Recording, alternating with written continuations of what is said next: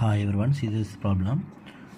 2 years కాలంలో 20% వడ్డీ రేటుతో చక్రవడ్డీ భారీ వడ్డీల మధ్య తేడా 120 రూపీస్ అయినా తీసుకున్న అప్పు ఎంత అని అడుగుతున్నాడు.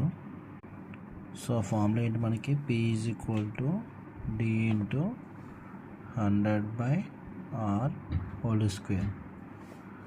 సో డిఫరెన్స్ ఎంత? 120, 100 rate of interest 20 whole square. ఇక్కడ 0 cancel, 2 5s are 10. That is equal to 120 into 5 square ఎంత? 5 5s are 25. ఇప్పుడు 1225తో చేయాలి. 1220s are ఎంత? 240. 12 5s are ఎంత? 60. అంటే ఎంత వచ్చింది?